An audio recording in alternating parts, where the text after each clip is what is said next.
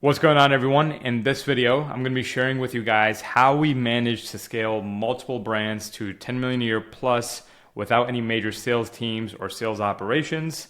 And more importantly, I'm going to share and talk about what we've done in the past over the years that's worked to get us to these results, but also how we've molded and adapted those models to this market to still produce a significant outturn of results. So, before we kick off, really quickly, just a little bit about myself if you're new here. So we spent the last 7 years in the same niche or space, growing multiple brands to 10 million a year. We've generated over 62 million across different brands to date. Why we're doing this, or what we're doing today, we're partnered with a few brands doing about 10 to 30 million a year. And the goal is to potentially scale one of them to 50 to 100 million over the next 12 to 18 months. So we'll see how that goes. Now, why I'm sharing this, really to just document my journey, build cool relationships, and offer more transparency to this market and industry and businesses that are coming up that want to break through from their first 6 figures to 7 figures or whatever journey or pathway they're on, right? So before I kick off the actual video, I want to preface this with the starting point to help really center where this video is going to go, right? So the first thing I want you guys to ask yourself, there's 2 things, but the first thing I want you guys to ask yourself is, are you a more organic or paid brand? And you could be both. And the second thing is, are you a more marketing or sales organization? So the reason why this is important is because usually the answer to these will help you identify which one you're leaning towards more. But it's very rare that I see an organization that's evenly split between these two in terms of a 50-50 balance of marketing versus sales. Usually there's always, even to the slightest degree, a tipping point of maybe 49-51. Or 60-20 or 80-20. And that really just comes down to the strength of your brand. And I feel like a couple of years ago, this probably was less relevant because you, quite frankly, didn't need to be great at any of those. And that you would still be able to scale pretty far. But ever since things have gotten more saturated and industries have gotten bigger and more creators are stepping in and more offers are being stepped in, it's a lot harder to scale, which I think a lot of the people in our industry are facing right now. And so being able to have the self-awareness to realize this could be a little bit more black and white if you're organic or paid, right? But having the self-awareness to know that your strengths rely more on the marketing side, and that might just be because you're great at content or storytelling, or you just have a really, really fire sales process and a dialed in sales team and organization that can really ramp things up, right? There's no right or wrong answer, and there's no right or wrong ratio. At the end of the day, there's only one thing that matters, and that's net. How much are you guys taking home, right? So no one could make the argument that one model or this operation or this thing is good or bad. And that's why I want to preface this video, because I know many people that run really deep sales organizations that do really great numbers. And then I know people that run info and coaching offers and education companies with little to no sales teams, and they're doing about 7 to 10 to 14 million a year. So it really just depends on who you are, where's the most of your traffic source coming from. If you're a naturally more organic brand, you would have more leverage leaning more into marketing, because I'm assuming you're probably good at content or getting views or traffic or building relationships online. If you're mainly paid, you're running a more economic model, and that's where you probably want to have a little bit more plug and play system, and that's where you may need to be a little bit more sales focused. Again, no right or wrong answer to any of these. It really just depends on where you are right now, where you're trying to get to, and what type of business you're trying to run. Some people don't want to run a business where they have to employ more than 20, 30, 40 sales reps, right? Totally fine, right? Other people do. It really just comes down to the nature of what you're trying to get here, right? So now that that's out of the way, the first point that I want to talk about is how we actually hit those massive strides and scaling to 8 figures a year organically without a sales team, right? So main thing it comes down to is launch models. And for those that aren't familiar, a lot of the partners that we've worked with over the years were more organic based. We're just getting into paid around this year. So a lot of the work that we've done up until now has mainly been around organic. And that's just because organic, I think, was a little novel to the industry, and there was a level of like you could really leverage depending on what niche you were in. Now, a couple things that I want to showcase here is how the launch model has evolved over the years. Now, I don't think that there's a level of a model ever breaking or not working anymore. I do think that there is a level where some models may diminish depending on how many other people are leveraging it in the space and how many people are doing similar processes. But I always think that you can strip away elements of a model and carry them over and evolve them as timelines and market advances and shapes, right? So I'll share quickly about the launch model that we ran, I'd say, for the majority of 2019 all to 2022. And that was probably the most least competitive, easiest way to do it, right? And so when I look at that model, that was pretty simply all direct to audience. So most of our partners or people at the time, brands, really had, whether it was Instagram, YouTube, X, Twitter at the time, whatever you want to call it, and then email lists, lead gen sources. That was the audience group. And then usually all we did was directly promote whatever the offer was and waitlist, application, and then direct to cart. Obviously, we had messaging and copywriting and storytelling and all of those things baked into it to make these numbers actually come to life to that degree. But I'm breaking this down because compared to what's required today, this was a very simple, I guess, 3, 4, 5-step process. And we would be able to do some pretty insane numbers on those launches, right? Now, if we tried doing the same thing today, just probably would not work as well. It probably still does work, but again, the model isn't really broken. It's just that based on where you are, who you are, and where you stand in your market, it'll probably underperform because of everything else that's going on, right? Now, if we look at today's market, if we were to do some sort of a launch today, it requires more of a segmented audience, right? What that means is you can't just go and talk to everyone in your audience. You could, but what I'm trying to target there is you're speaking to more of a targeted list of people that are specific to whatever the pain point you're solving to, right? So I think things have just become more and more segmented and specific over the years in the market, and that's what we've seen. So we have to be super targeted with who we're displaying this message to, because we probably wouldn't share the same information that just found out about us last month the same way we're speaking to someone that's paid us over thousands of dollars over the last 6 months, right? So that's number one. Second thing is events. So before, it was like we would do these launches with no webinars, no events, no nothing, like straight email marketing, application, direct to cart. That's about it, right? And again, it worked.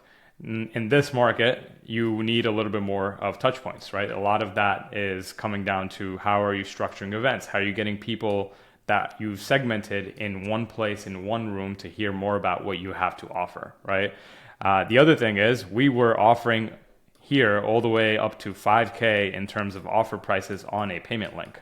And I know that might sound crazy to many people in this market, but different times, different measures, people were not accustomed to jumping on a sales call back then as much as they are today. And so especially what I also want to preface here is I'm obviously making this sound super simple and a 1, 2, 3 type of process, but we curated the offer super well, the messaging and the touch points all between these processes. And there's probably videos on my channel from a couple of years ago that talks a little bit more about how we actually executed this. But that all leads to someone being more comfortable spending $5,000 over a payment link, right? Because the only thing that stops someone from purchasing something is going to be just fear or objection or risk. to this thing not working, right? So we've obviously debunked all those objections through prior to the sale and everything. So those are all taken care of. Now, you can't even offer, well, you could, and again, you could do anything, is what I want to share here. But you will probably have some diminishing returns if you try to offer high ticket on a webinar. And I know people do it, but if we're trying to go for bigger strides and more effectiveness, something about the way I think about a lot of marketing and a lot of business in this space is maximization. It's not as impressive to us to just try to like monetize the bottom of the funnel, which is a 3%. What we try to do is maximize the entire funnel from top to bottom. So if we're trying to go for a goal like that, and you want to make sure that you're maximizing your audience's potential without depleting your brand and without killing everything that you've built up until this point, this is probably the model you want to entertain. But you can go ahead and try to offer a high ticket price point on a webinar. You'll still make sales. You'll always make sales to a degree, right? There's going to be that small percentage that always will convert. But if you're going off maximization, right now in the market, low and mid ticket offers work a lot better. Usually below what we've tested and seen, below the 2K price point seems to be working the best, right? Anything above that usually requires some sort of sales process, which we'll talk about in a bit, of how we've evolved this model to equip some sort of sales process, whereas we didn't need that before, right? And then majority of the cash and the revenue will come from ecosystem building and trying to get these people who you just did this big event for to purchase this low mid-ticket offer, because nowadays people are not purchasing this to get really the value, or obviously they're trying to get the value, but they're sample sizing your brand and what you have to offer before they buy the big thing, right? There's always going to be a market of people that just want to go straight to buying the big thing you have. But ideally, majority of your market that's sitting up here is not going to want to go straight to buying this thing first, right? And again, back then, things were different. More of the market was available to just go straight to the highest ticket item, because if you didn't have a high ticket item, you would look less prestigious as a public figure, as a brand, and selling low ticket was a little bit more looked down upon in terms of your brand reputation, right? Nowadays, it's going to be a little bit harder for you to compete at the same level if you're still doing something similar to this and going straight to high ticket, because you're leaving more on the table in the long run. Short term, I guess you could make the argument that you can make a little bit more. But the goal here is you get people into the low and mid ticket offer, the ecosystem, and then you carry out a back end upsell, which is something that we're super bullish on and we're really dialing in throughout, I'd say, majority of this year. And things are going to change again, but we've just seen that work the best. But it only could work if you have, again, the proper segmenting and processes in place, which I'll showcase here, right? So a lot of this requires more deeper segmentation. So you need to know who you're exactly speaking to and not just blasting out the same message to your big email list, right? You're being more particular about what you're saying and who you're saying it to. You're having a more tailored sales process to upsell. The other thing I talk about a lot is we like to structure things differently in terms of how we're selling. And if we're selling the same way as everyone else in the market, there's a level of, buyer's remorse people have already had through similar products, especially if you're in a competitive space, and instantly they can smell the similarity in what the end result may look like, and they might hypothesize that this probably isn't the best result suited for this, right? So we're not just plugging in setters and closers and having them just dial super hard. We're curating the sales process and even the sales conversation to relate to all the things and the events that got them here today, right? And that also leads to you having a little bit more of a custom team and custom systems to help you execute that. So I'll probably maybe make a video breaking down some of those things in another video if that's something you guys want. But it requires a little bit more, actually a lot more work than it once used to. The other thing is, talking about frequency over here, is there used to be a time when you could do these events, launches, whatever you want to call them, more often. Nowadays, you have to be more particular with when and how often you're going to do them, because you're only going to get a split chance at proving that this is an event or launch that's worthy of you actually executing or someone actually visiting. But if you're doing it back to back every other month, it's going to become less potent. People are not going to value it enough. And obviously, it also depends on how big of a target market you have. But even for us, we've noticed less frequency is going to just give you a little bit more power and authority as a brand than you being accessible 24/7, right? So, there is an argument here for like evergreen webinars and things of that nature, but this is for more so specifically live events, right? And so I know most people that run webinars could probably see that usually, unless you're able to tap into more and more new traffic, it's going to be hard to sustain that webinar growth long term if it's too repeated, especially to an organic audience. If you're running paid, that's a little bit different, but organically, if you're running events back to back every other month, it's going to get a little bit tougher, right? So that's the model that essentially allowed us to get to that level of revenue and figures then and now, right? Now, something I'll share, and this is something that's been constant over the years, is the variable of offer, right? This is something I've seen over time has had the biggest dramatic impact on anything we've done, whether it's high ticket, low ticket, mid ticket, anything you want to call it. The strength of your offer is the bottom line factor that makes it a big do or die situation for most companies in our space, right? And so what I'll start with is usually the principles of any offer, and you guys could read 100 million offers, and there's a bunch of guys that speak about this, but the core principles of them is you have the core offer, the price, bonuses, how are you reducing risk for someone, so any guarantees, and then scarcity, right? Those are just general principles, and we can dive into maybe offer creation in another video, but I'd assume most of you watching this have some sort of offer already there, but those are all levers that you can probably work on to make your offer better if you already have one, right?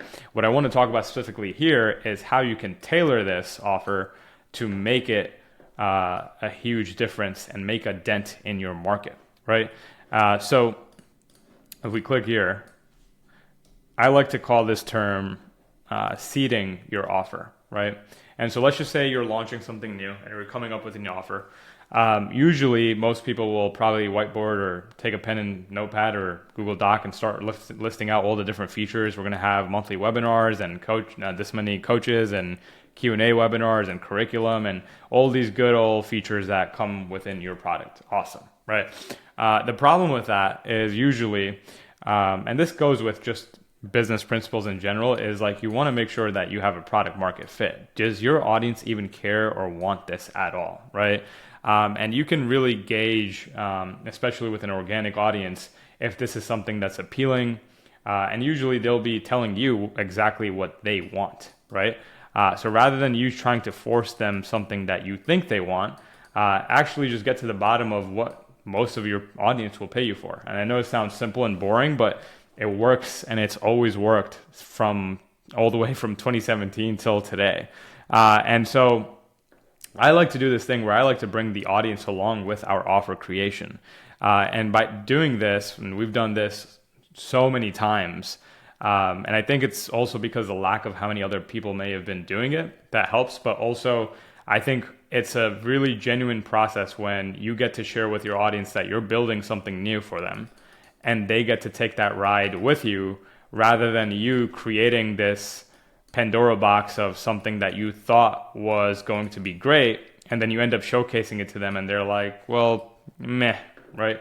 And instantly what you just did is probably like limited half of your market that wanted to probably convert or buy this offer, right? So I think this is your product, this is your business model. Everything's going to revolve around this one thing. I've seen so many people whip up offers in like 24 hours and just ship them the next night to their VSL and launch it. Nothing wrong with that. It's just that you're going to probably learn really quickly that it's not the best route to maximize how much you can make long-term or scale. So an example of this is like, for example, let's just say you're creating like a high ticket offer, right? We'll get a little bit more actionable and tactical here. You're creating a high ticket offer, and let's just say you already have a community. Let's just say you have a free community of people that love you, enjoy you, and have spent the last 5 years with you, right? In this community. And up until now, you've never sold them anything. So what you want to do is you want to bring to light literally actionable steps and tell them that, hey, we're working on XYZ thing. What do you guys think? And just have them complete a survey. Ask all your audience to compile a list of things that they're struggling with. What do they need the most help with? And then you can format your solution around those things over there, right? You can make it completely anonymous. You don't even need to track their contact information if you don't want to get the most responses. Can get more creative with that. But once you have that, what you just did here is you indirectly, and I like to talk about this a lot, is like push and pull marketing. By doing this, we're not pushing any sort of offer to them. When you're creating something new and you're just dishing it out to your market, you're pushing. But pulling is we basically drop the seed into the community and we're letting them come to us and pulling them into this box of people or circle of people that are more interested in something like this, right? So let's just say you have this community of, I don't know, 10,000 people. No dollar sign, but 10,000 people. Depending on how many people fill that out and how you track it, you've segmented that list down to maybe 1,000 people, right? Maybe less, maybe more, depends on how strong of a community you have, but now you've segmented your list. I'm not going to sell this thing to 10,000 people. I'm only going to go to 1,000 people that showed interest and be like, hey, listen, because you threw your name in the hat, I want to reward you by giving you the opportunity to talk to me a little bit more about this, right? And you can make a list of 10 people that probably spent the longest time in your community and jump on a call with them, get live feedback and reactions from them on what they think that you should create. And those are going to be your first 10 customers. This goes for almost any business, legit, right? So it's like whether it's a SaaS company, you're looking for that first initial phase of people that you want to sell to get just feedback. That's your whole goal. And once you do that, then you can go into a bigger and bigger pool. And I'll talk about how to do this in a sequence in just a second. But the main idea here is that you're pulling the right people into that buyer's pocket, and that will most likely allow your conversion rates to be a lot higher, right? And so a lot of times when people are hearing that, we're having like 90% show rates and we're having super, super high conversion rates, that's mainly because the marketing that are doing and the seeding that we've done up until that point, by the time they're jumping on the sales call, they already know everything about the offer. They already know everything they're getting. At that point, they're just wanting to getting pretty much onboarded. It's more of like an onboarding call, if anything, and they're more excited to join because they've been through the process with you, right?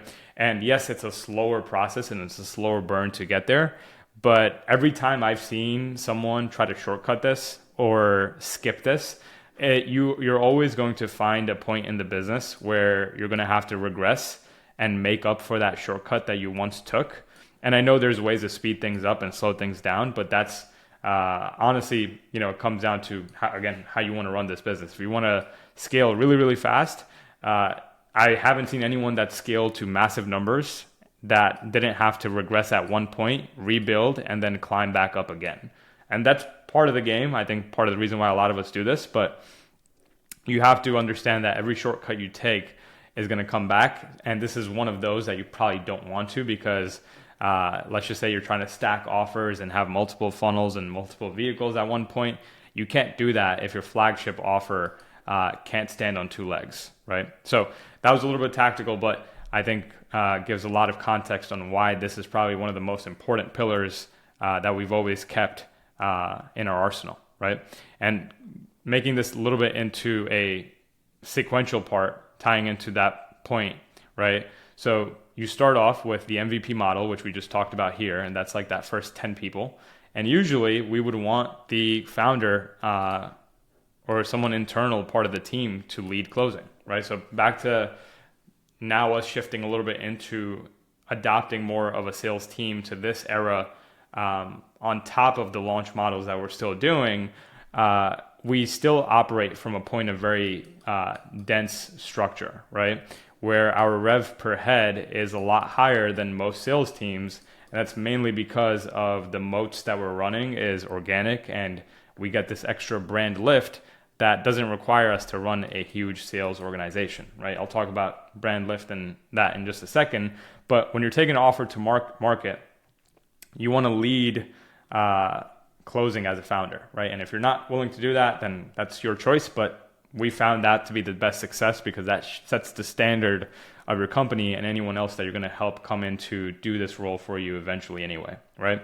The next thing is once you do the MVP model and you close those first 10 people, you get that feedback, you make the product better, but now you have something you didn't before, and that's case studies and testimonials and ways to leverage this product to feed more people, right? So you go back to those 5,000 people in your community and you could be like, hey, listen guys, well, we only allowed 10 people in and we allowed them to take a run at this product and see how it went. We spent the last 30 days working with them and here are the results that they have achieved.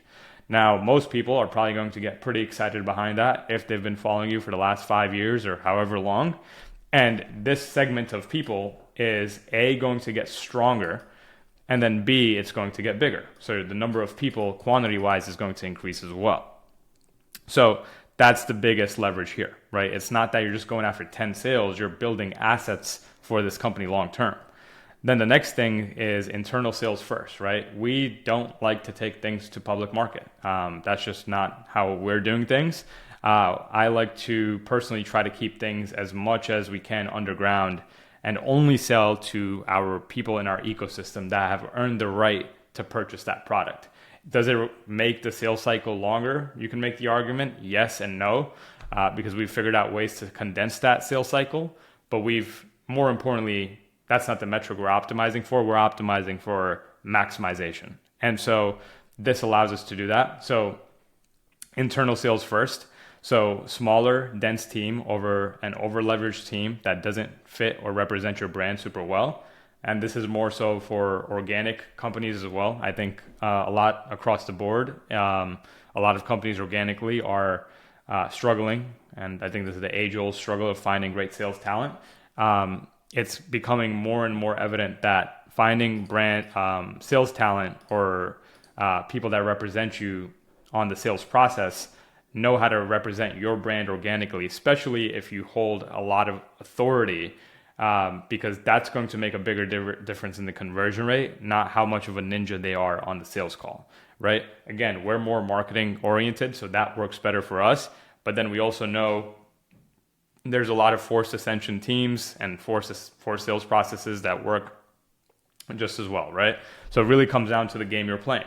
For us, we've just realized that we play better if we have a smaller team of maybe 2 to 5 people versus 10 to 15 people that can produce the same amount of net revenue, right? Again, the end goal is what's producing more net revenue for the company and not killing the margins.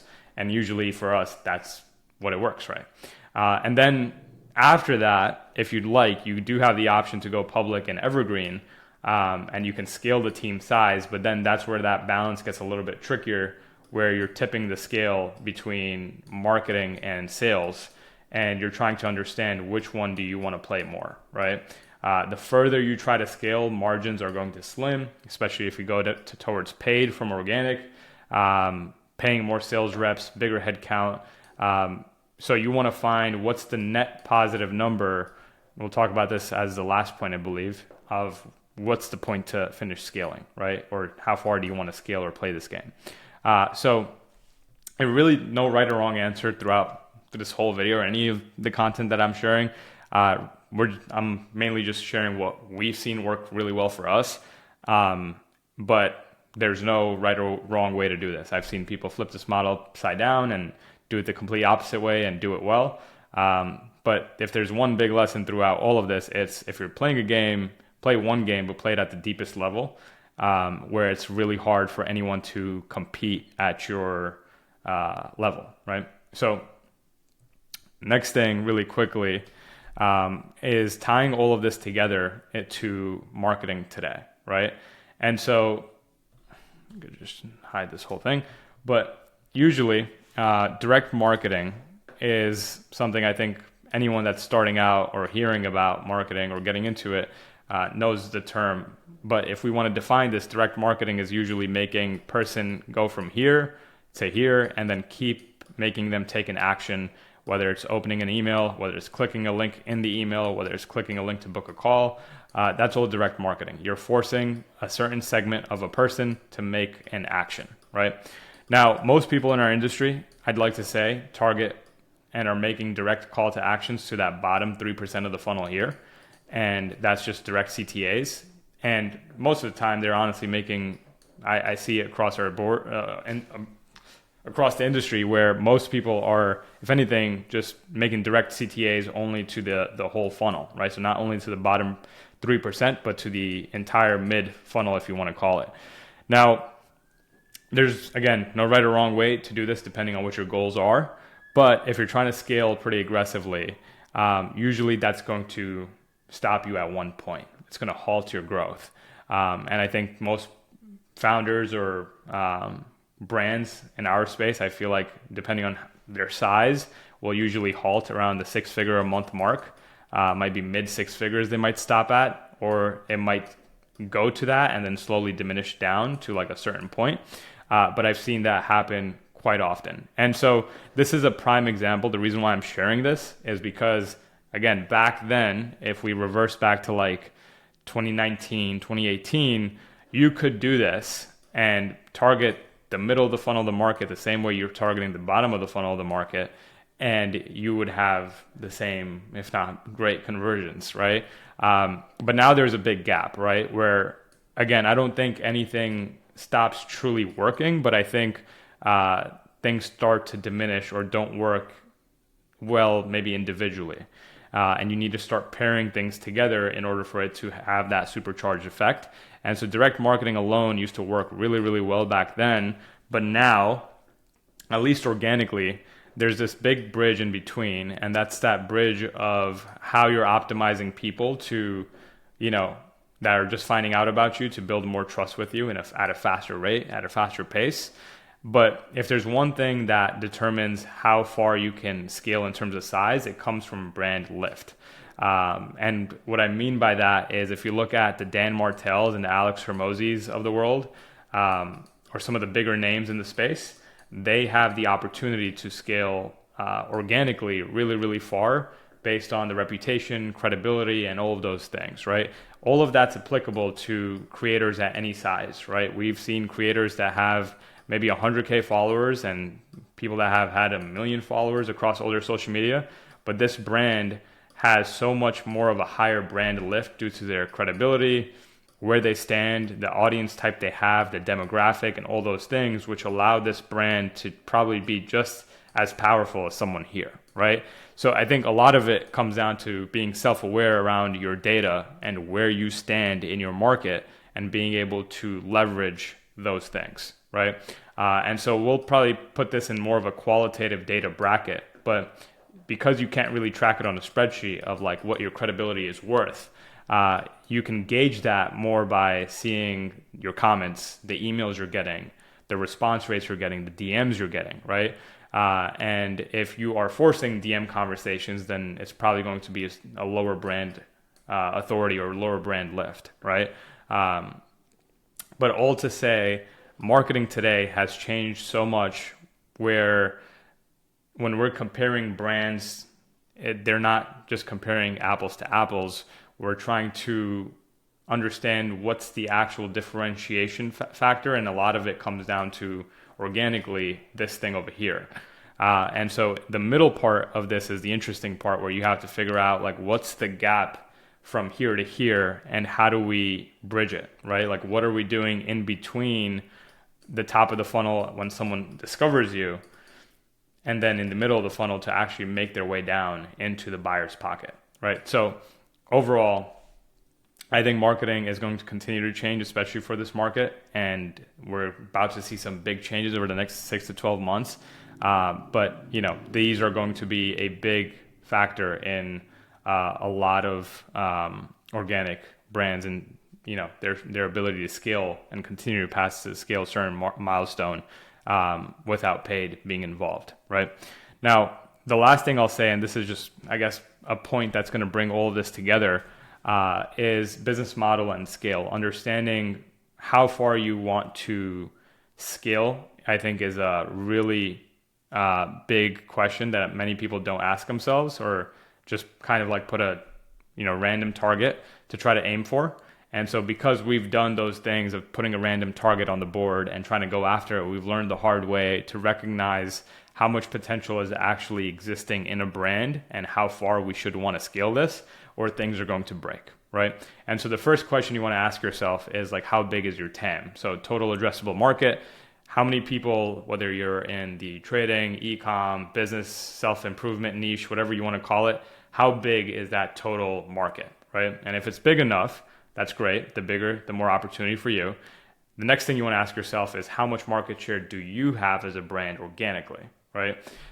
And then the thing that you want to tie into that right away is, based on that, what makes you unique? And that ties in back to brand lift, is what makes your brand more potent? What makes your brand make someone want to work for you long term? What makes you be a brand that's not going to fade away over time? How great are you at adapting? How great are you at your skill, at whatever you are that you are teaching? And that's usually going to be a big denominator in if someone's going to be able to stay in a market long enough, right?